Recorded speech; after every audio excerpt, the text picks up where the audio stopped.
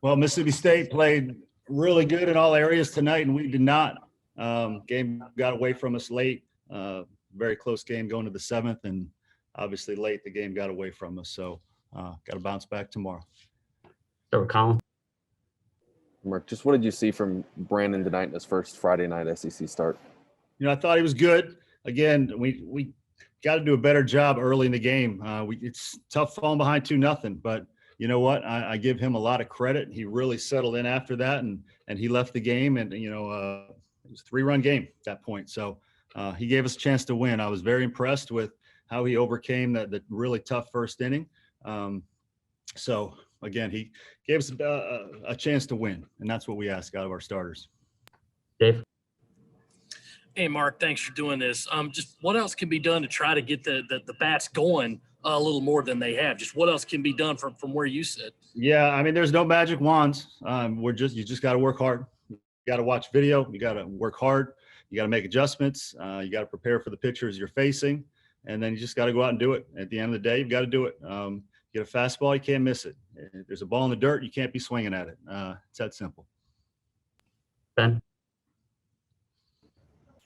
Mark, obviously we saw the good with Mag the other night. Tonight, not quite there. What did you kind of see from him? Was there anything you kind of point to that maybe wasn't quite there tonight? He had better command the other night. Had a really hard time throwing the off-speed stuff or strikes tonight. Fastball was just as good, I think, in my opinion, but just had a really tough time controlling the off-speed pitch. He hit the guy with the breaking ball, and just when you play a team like Mississippi State, if all you can throw is a fastball for a strike, you're gonna get hammered. John. Are you sensing any kind of deflation from your team when you get down so early on a Friday night? Does the team seem not disengaged, but just kind of deflated?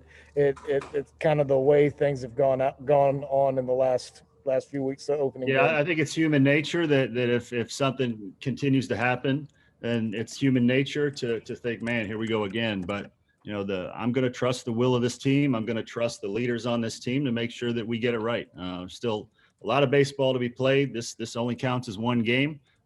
As I said, it got away from us late. Just got to keep working so that we can be very competitive and compete and beat the best teams in the country. We've shown we can beat a lot of teams in the country, but now we need to take that last step and be able to beat the best teams in the country. Colin.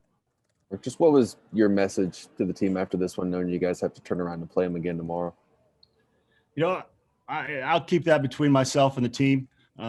We did a little bit different tonight. We went up to the locker room and had a conversation.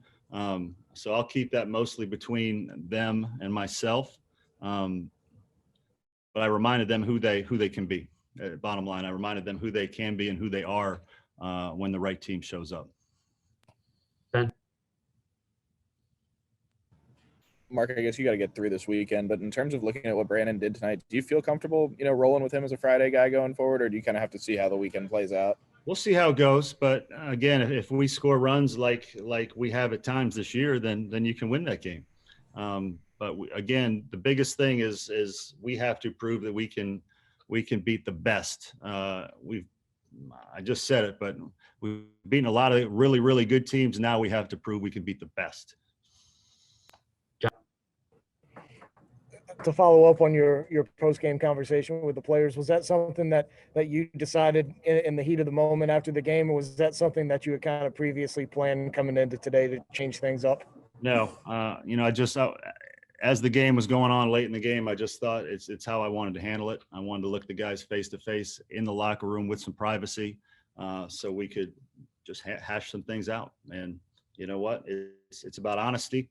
It's about making sure their heads are right. And all you can do is when adversity hits, you got to handle it the right way. And we will continue to do that, and we will continue to fight. But you've got to make sure the right team shows up every day, ready to compete. Mitch.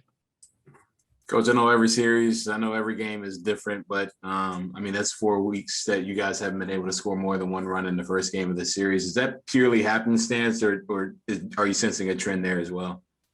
Well, it's a trend because it's happened 4 times. So I think that's the definition of a trend. It's a combination of the best pitchers in the country pitch on Friday nights in the SEC. and it's a combination of our offense needing to take another step. We've got to be better against the best. That's what it comes down to. We've got to be better against the best of the best. That's what Friday nights in the SEC are. Phil.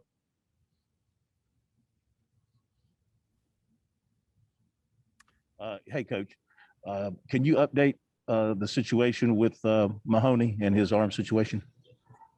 Yeah, I think John Whittle broke that story yesterday, so I have nothing new to report other than what John reported yesterday. I think that was already made public.